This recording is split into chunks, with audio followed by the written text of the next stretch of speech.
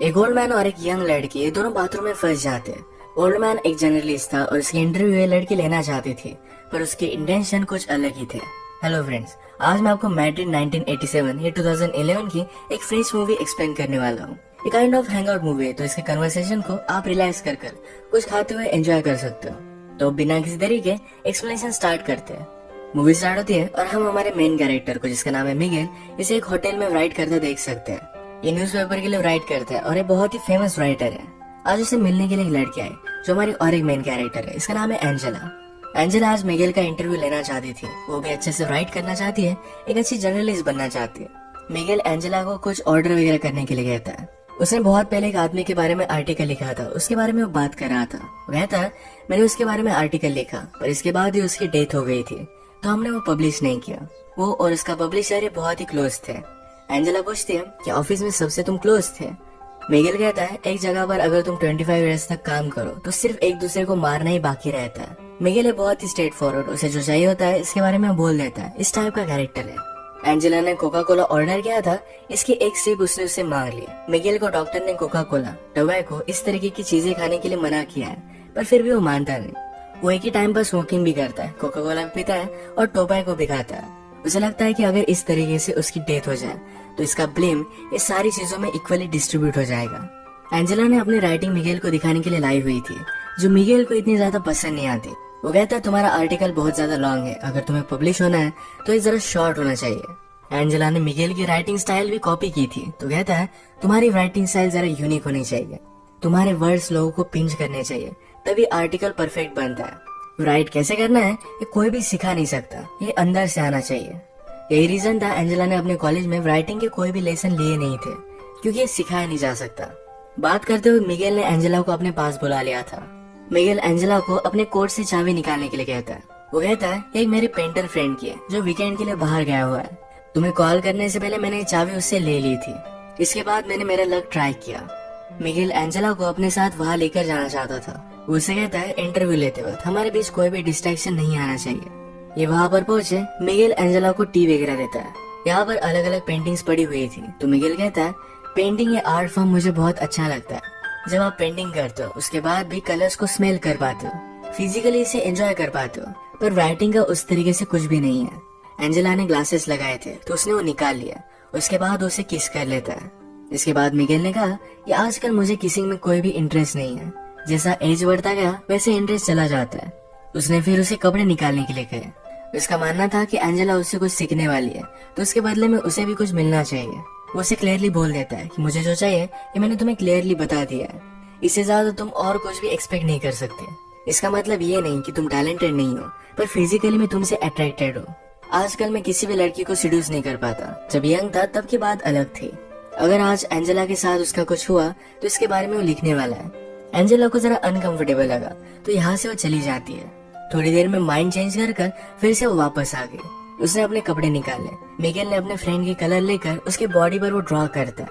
इनके बीच में अब तक फिजिकली कुछ भी नहीं हुआ। इसके बाद एंजेला शावर लेने के लिए चली जाती है। मिगेल भी उसके पीछे पीछे आया, उसने डोर लॉक किया, वो भी शावर लेता है। शावर लेने के बाद एंजेला ने कहा कि अब मुझे यहाँ से जाना है, ये सब वो नहीं कर सकती। मिगेल को बात सुनकर बुरा लगा, पर एंजेला जब यहाँ से जा रही थी तो बाथरूम का डोर ही ओपन नहीं होता।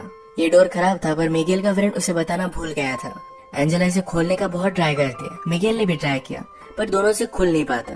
एंजेला बाथरूम की छोटी सी खिड़की से हेल्प मांगने की कोशिश करती है, पर मिगेल ने उसे कहा कि प्लीज ऐसा कुछ भी मत करो, अगर हम दोनों एक साथ पकड़े गए तो तमाशा हो जाएगा। वही फेमस राइटर है तो स्कैंडल भी बन सकता है। मिगेल ने कहा कि मेरा फ्रेंड 2 दिन तक वापस नहीं आएगा, इतने टाइम में उसकी वाइफ पुलिस को कॉल कर देगी। एंजेला कहती कि मेरे पेरेंट्स उससे पहले ही जरा ज्यादा वरीड हो जाएंगे। ये इन दोनों के लिए प्रॉब्लम थे, तो फिर से खिड़की से आवाज लगाने लग जाते हैं, पर इन्हें कोई भी सुन नहीं पा रहा था। मिगेल कहता है हमारी सिचुएशन बहुत ही अजीब है, एक तो कॉमेडी हो सकती है या फिर ट्रेजेडी। एंजेला ने कहा कि अगर हम सेफली यहाँ से निकल गए तो एक कॉमेडी होगी, अगर मेरे पेरेंट्स को पता चल गया तो एक ट्रेजेडी में कन्वर्ट हो जाएगी। मिगेल पूछता है कि तुम्हारे फादर क्या करते हैं। एंजेला ने कहा कि वो मिलिट्री में है, उनका नाम उसने उसे बताया, तो मिगेल उन्हें जानता था। एंजेला की बड़ी सिस्टर को भी वो जानता है, उन दोनों में 17 इयर्स का डिफरेंस है। मिगेल कहता है कि जब वो एक्टिंग क्लास में थी तो हम दोनों फ्रेंड्स हुआ करते थे, वो एक्चुअल में उसे लाइक करता था, पर उन दोनों के बीच में कुछ भी नहीं हुआ। मिगेल बहुत ही वरीड था कि उसकी वाइफ पुलिस को बुला लेगी। उसे एक राइटर की स्टोरी याद आई। राइटर हमेशा अपनी वाइफ पर चीट करता था। एक दिन वो घर पर ही नहीं आया। उसकी वाइफ को पता था कि वो किसी और लड़की के साथ है, फिर भी उसने पुलिस को कॉल कर दिया। कहा कि टेररिस्ट लोगों ने मेरे हस्बैंड को किडनैप कर लिया है। जब वो राइटर नेक्स्ट दिन उठा तो अपने आप को उसने डायरेक्टली न्यूज पर पाया। ये सब बहुत ही फनी बन गया था। उसकी वाइफ ने उसे एक लेसन टीच करने के लिए ये सब किया था। मिगेल कहता है कि तुम्हारी डैड और सिस्टर में कभी भी बनती नहीं थी, वो हमेशा फाइट करते थे। एंजेला ने कहा कि वो अब भी करते हैं। एक्चुअली एंजेला ने अपनी सिस्टर से मिगेल का नंबर लिया था। मिगेल कहता है एक बार मैंने उसे बताया था कि मैं उसे लाइक करता हूँ और उसने मुझे रिजेक्ट कर दिया था। अगर उसे पता चला कि हम दोनों किस सिचुएशन में हैं, तो मैं वंडर करता हूँ कि वो करेगी क्या। आजकल एंजेला की सिस्टर एक बड़ी एक्ट्रेस बन चुकी है। एंजेला कहती है कि मेरी सिस्टर को लगता है कि तुम बहुत ही ओवररेटेड राइटर हो। मिगेल को सुनकर बुरा लगा, पर वो कहता है एक ओवररेटेड राइटर ही इसको अपना करियर बना सकता है। एंजेला पूछती है लोग क्या कहते हैं, क्या तुम्हें इससे कुछ भी फर्क पड़ता है।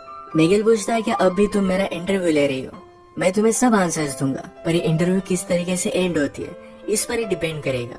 उसे टच करने वाला था, पर एंजेला उसे दूर जाकर बैठी।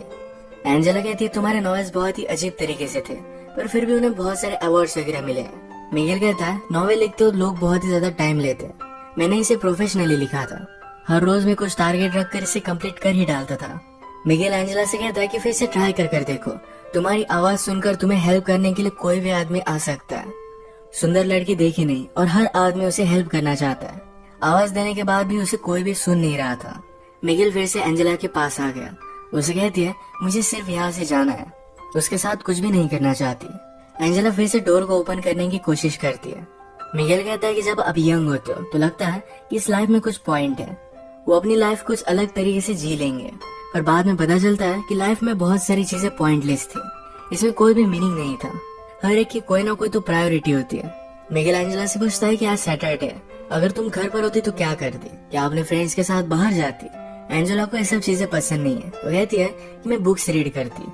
मिगेल को जो बुक्स पसंद है यही एंजेला ने भी पढ़ी हुई है, पर मिगेल कहता है हम दोनों के व्यूज इस पर बहुत ही अलग अलग होंगे, जैसे कि क्लासिकल म्यूजिक और एक रॉक बैंड में डिफरेंस होता है। मिगेल ने फिर यही टॉयलेट किया। वो कहता है प्यार के बारे में लोगों ने बहुत सारी चीजें लिखी है, पर बाकी चीजों के बारे में कोई भी नहीं लिखता, ये लोगों को ज्यादा रेजोनेट करती है। अपने राइटिंग में इन चीजों का तुम्हें ध्यान रखना चाहिए। मिगेल अब फ्रस्ट्रेटेड हो रहा था। वो कहता है हम दोनों यार हैं, हम दोनों में एक टेंशन है, अगर हम कुछ भी नहीं करते तो टेंशन बढ़ता जाएगा। सब कुछ हो जाने के बाद शायद हम एक दूसरे को डिजायर नहीं करेंगे, पर फिर भी अट्रैक्शन बहुत ही इम्पोर्टेंट है। मिगेल भी अब जल्दी से जल्दी यहाँ से निकलना चाहता था। उसे बुरा लगता है कि वो सोच क्या रहा था। वो एक ओल्ड मैन है, कोई भी यंग लड़की उसके साथ इंटीमेट नहीं हो सकती। वो कहता है कि मेरी वाइफ को मैं बहुत प्यार करता हूँ, पर फिर भी कभी कभी आपको आइसोलेशन की जरूरत होती है। हम दोनों यहाँ पर इस तरीके से एक साथ हैं, अगर हमारे बीच में कुछ भी नहीं हुआ पर फिर भी लोगों को लगेगा ये कुछ ना कुछ तो हुआ है।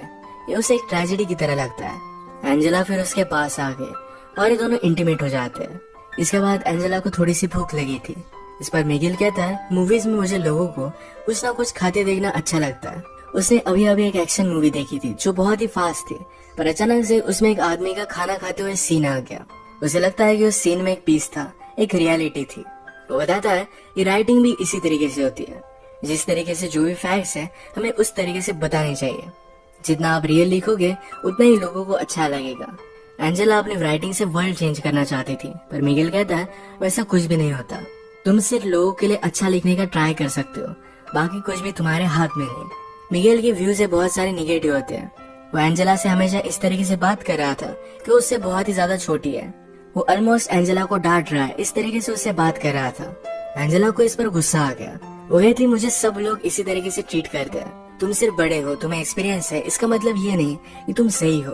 तुम्हें क्या लगता है यहाँ पर मेरा आना ये तुमने चूज किया था, मैं भी तुम्हें चूज कर सकती हूँ।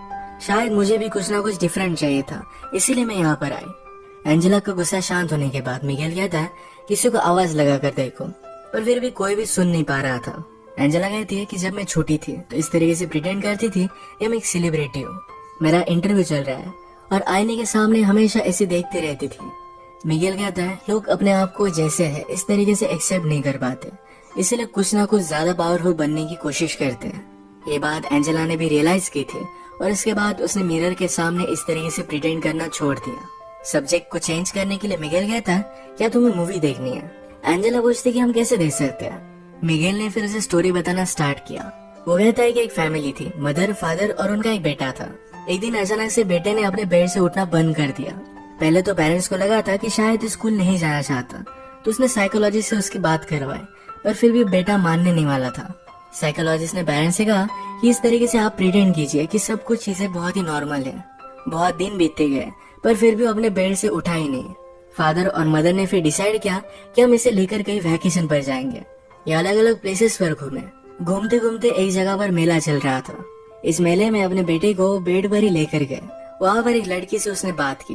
वो लड़की भी उसके प्यार में पड़ गई। उनका बेटा फिर भी बेड से उठा ही नहीं। उस लड़की को बहुत बुरा लगा और वो भी फिर बेड में ही रहने लग गई। ये बात देखकर सारे विलेज वालों को लगा कि शायद ये बीमारी कंटेजियस हो सकती है। उन्हें यहाँ से बाहर निकाल दिया गया। और भी थोड़े दिन बीत गए। एक रात आई जो बहुत ही ब्यूटीफुल थी। मदर और फादर एक दूसरे की कंपनी एंजॉय कर रहे थे। वो दोनों जंगल में गए और एक दूसरे के साथ इंटीमेट हो गए। जब वो वापस आए तो उनका बेटा बेड से उठकर कहीं चला गया था। उन दोनों ने अपने बेटे को ढूंढने की बहुत कोशिश की, पर उन्हें वो कहीं भी नहीं मिला। एंजेला पूछती है, क्या इस स्टोरी की एंडिंग सैड है? मुझे तुम्हें क्यों सुना रहे हो? मिगेल उसे बताता है कि मदर ने अपने बेटे को ढूंढने की बहुत कोशिश की थी, उसे मिला नहीं, पर इस बात से वो खुश थी। उसका बेटा इस तरीके से रह रहा था, इस बात से वो तंग आ चुकी थी। उसे जो फीलिंग्स आ रही थी, इस वजह से उसे गिल्टी लग रहा था। स्टोरी की तरह ही हमने आज जो भी किया ये गलत था। हमें इसके बारे में गिल्टी तो लगेगा ही, पर ये अब हो चुका है। इसके बारे में ज्यादा सोचना सही नहीं है। इसके बाद अगर हम फिर से कभी मिले तो तुम मुझे इग्नोर कर दोगी। तुम्हें गिल्टी तो लगेगा, पर यही करना सही होगा। इसके बाद थोड़ी देर में मिगेल को किसी का आवाज आया। उस आदमी को बुलाकर कहता है कि प्लीज मेरे फ्रेंड को कॉल करो, मैं यहाँ पर फंस चुका हूँ। थोड़ी देर में मिगेल का फ्रेंड भी वहाँ पर पहुँच गया। जिस तरीके से मिगेल ने कहा था कि तुम मुझे अनदेखा कर कर यहाँ से चली जाओगी, उसी तरीके से एंजेला यहाँ से चली गई। जाने से पहले एंजेला ने उसे कहा कि सिर्फ एक इंसिडेंट था, इसी तरीके से मैं उसे ट्रीट करूंगी। मुझे इसके बारे में कोई भी बुरा नहीं लगेगा। ये सिर्फ उसके लिए एक एक्सपीरियंस था। इसी के साथ ये मूवी एंड हो जाती है। अगर हम इस तरीके की हैंग आउट मूवीज देखें तो इसमें सिर्फ कैरेक्टर को और भी ज्यादा जान देना, उनके साथ कन्वर्सेशन एंजॉय करना, यही सिर्फ एक पॉइंट होता है। तो इसी टाइप की आज की हमारी मूवी थी। अगर आपको एक्सप्लेनेशन अच्छा लगा तो प्लीज इसे लाइक और कमेंट जरूर कर दीजिएगा। मैं बहुत सारी मूवीज लेकर आता रहता हूँ, तो प्लीज इस चैनल को सब्सक्राइब कर दीजिए और बेल नोटिफिकेशन आइकन दबाना मत भूलिएगा। हम फिर से मिलेंगे और एक नई मूवी के साथ। तब तक के लिए थैंक यू और आप अपने आप का ख्याल रखिए। आपको यह मूवी कैसी लगी नीचे कमेंट में जरूर बताइए। अगर आपको ऐसी ही मजेदार और शानदार मूवी एक्सप्लेन वीडियो पसंद आती हैं तो हमारे चैनल मूवीज बांदा को अभी सब्सक्राइब करें। यह मूवी टेल्स द्वारा एक्सप्लेन की गई है और हम आपके लिए इसी तरह की बढ़िया बढ़िया मूवीज लेकर आते रहते हैं।